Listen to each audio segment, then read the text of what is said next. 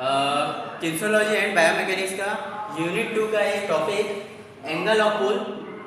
हालांकि ये टॉपिक बहुत छोटा है, बहुत बड़ा क्वेश्चन इसमें नहीं बनेगा, इसमें 2 या 3 नंबर का ही क्वेश्चन बनेगा। ठीक है, तो इसमें एंगल ऑफ पुल को हम समझते हैं क्या होता है। तो पुल मतलब क्या समझते हो? खींचना। ठीक है, और एंगल कोण। तो खिंचाव का कोण किसे कहते हैं? एक चित्र यहाँ पर दिख रहा है हाथ का। ठीक है, अब ये हाथ में आपको कुछ चीजें दिख रही होंगी। एक है हमारा बोन, ठीक है, ह्यूमरस बोन, रेडियल बोन, और इधर मसल्स। ठीक है, ये हमारा स्किन जो मसल्स को ढके हुए है। इधर भी एक मसल्स इधर भी है।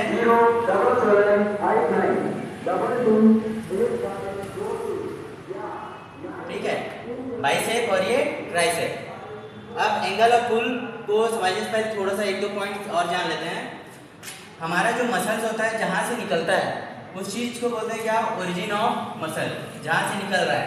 ठीक है, जिधर मोटा भाग होता है ओरिजिन ऑफ मसल्स, और जिधर पतला भाग होता है जो दूसरे बोन से जुड़ा होता है, और ये हमेशा टेंडन से जुड़े होते हैं। इधर भी टेंडन है, इधर भी टेंडन है, टेंडन से जुड़े होते हैं। इधर को बोलते हैं इंसर्शन ऑफ मसल्स।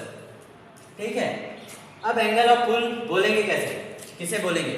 ठीक है, एक वस्तु या मान लो बिना वस्तु के भी मैं हाथ को क्या कर रहा हूँ? डस्टर को अपनी ओर खींच रहा हूँ पास लाने के लिए। तो मैं ऐसे कर खींचूंगा तो खुद भी दूर होऊंगा। तो इसको अपने पास लाने के लिए क्या करूँगा? मैं जॉइंट्स को बेंड करूँगा। ये बेंड किया, जैसे मैंने बेंड किया यहाँ पर एंगल क्रिएट हो गया। ठीक है, यही एंगल क्या कहलाता है? एंगल ऑफ पुल कहलाता है। जैसे जैसे इसको मैं पास लाते जाऊँगा मेरा एंगल जो है जॉइंट का एंगल कम होता जाएगा। ठीक है, तो इसका सिंपल सा एक आसान शब्द में बोला जाए तो किसी वस्तु को अपनी ओर खींचने पर जॉइंट्स में जो एंगल बनता है उसे एंगल ऑफ पुल या फिर खिंचाव का कोण कहते हैं। बस ये है। अब ये हो गया हमारा जॉइंट्स के हिसाब से या फिर बोन के हिसाब से एंगल ऑफ पुल। एक एंगल ऑफ पुल होता है मसल्स या मांसपेशियों के सापेक्ष। ठीक है, बोन या जॉइंट के सापेक्ष बताया क्या? जब हम किसी वस्तु को खींचते हैं तो हमारे जॉइंट्स में या हड्डियों के बीच कोण कम होता जाता है। वहीं मसल्स के बीच, मसल्स के सापेक्ष अगर देखा जाए तो कोण बड़ा होते जाता है। चलो देखते हैं कैसे।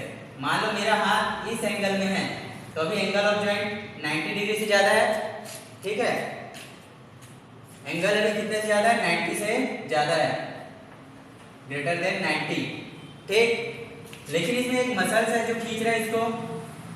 इस मसल का भी एंगल क्या है? 90 से कम है, लेस देन 90। ठीक है, 90 से कम। जैसे जैसे मैं हाथ को और ऊपर खींचूंगा तो देखो अभी यहाँ पर आ गया ये हाथ। ठीक है, तो अभी क्या हुआ? ये 90 हो गया। अब पहले क्या था? 90 ज़्यादा था, अब 90 के बराबर हो गया। ठीक है, वैसे ही ये 90 से कम था, अब देखो 90 के लगभग ये भी बराबर आ रहा है, लेकिन अभी 90 हो नहीं पाया। तो ये क्या हुआ? अब थोड़ा सा बढ़ गया। यहाँ पर बहुत कम था 90 से, यहाँ पर 90 के आसपास पहुँच गया है। जैसे जैसे इस हाथ को हम और ऊपर लेके जाएं, ठीक है, और ऊपर लेके जाएं तो अब ये 90 से एंगल में आ जाएगा। देखो ये लंब की तरह दिख रहा है, सीधी लाइन खींचे तो ये 90 पे आ गया, और ये 90 से, ये वाला 90 पे आ गया और ये वाला 90 से कम हो गया। तो एंगल ऑफ जॉइंट 90 से कम, और एंगल ऑफ मसल्स, ठीक है, मसल्स में जो एंगल बन रहा है वो क्या हो रहा है? 90 के इक्वल हो गया, और पास लेके जाएंगे तो ये 90 से ज़्यादा हो जाएगा। तो 2 तरीके से हम देखते हैं एंगल ऑफ पुल को। एक बोन या जॉइंट के सापेक्ष एंगल जब हम खींचते हैं तो एंगल कम होता है। दूसरा मांसपेशियों के सापेक्ष जब हम हाथों को खींचते हैं या किसी वस्तु को खींचते हैं तो एंगल बढ़ता है। ठीक है, एंगल का वैल्यू बढ़ते जाता है।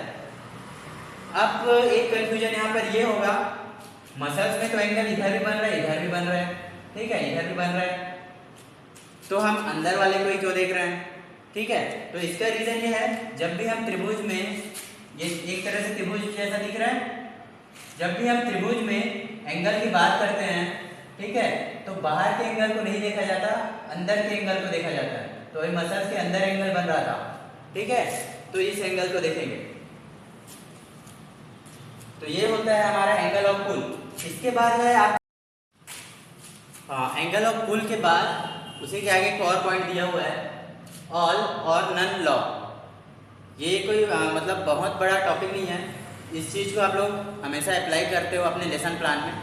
कुछ लोग नहीं करते हैं ढंग से और कुछ लोग अच्छे से करते हैं। इसमें क्या होगा, अगर इस टॉपिक से अगर कोई क्वेश्चन आता है तो वो हो सकता है 5-6 नंबर का दे दे, क्योंकि इसमें बहुत सारे लॉ आ जाते हैं इसके अंतर्गत। न्यूटन्स लॉ, फ्रिक्शन के नियम या गुरुत्वाकर्षण के नियम इस तरीके से, या लीवर का यूज़, ये सब चीज़ इसके अंतर्गत आता है कि आपको कोई एक्टिविटी या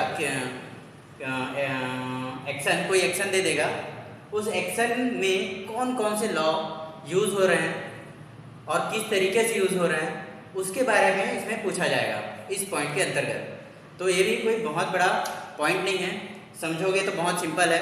मान लो एंगल ऑफ पुल में जैसे बता रहा था कि हाथ को अपने पास खींचने के लिए, अब इसमें पूछा कि आप यदि एल्बो से अपने हाथ को, किसको, हथेलियों को अपनी ओर खींचते हो तो कौन कौन से लीवर काम करते हैं, कौन कौन से नियम इस पर लागू होते हैं।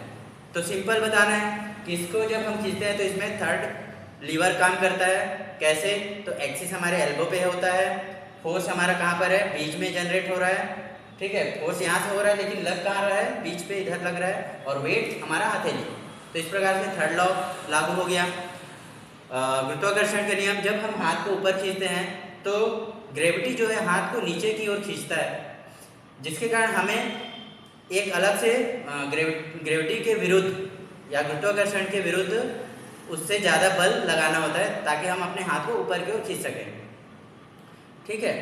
ऐसे ही हम डंबल जब उठाते हैं, देखते हैं कि 10 बार उठाए, 15 बार उठाए, उसके बाद वो डंबल जो है ज़्यादा भारी लगने लगता है।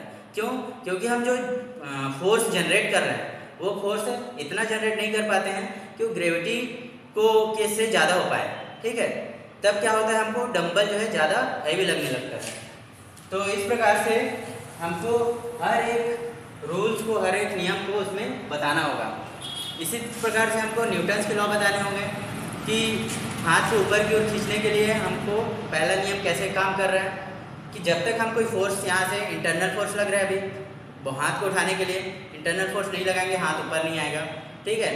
अब हाथ को नीचे जाने के लिए भी एक्सटर्नल फोर्स चाहिए, इसके लिए तो इंटरनल फोर्स की जरूरत नहीं, छोड़ दो तो नीचे चले जाएगा, लेकिन एक्सटर्नल फोर्स क्या लग रहा है, तो ग्रेविटी, ठीक है।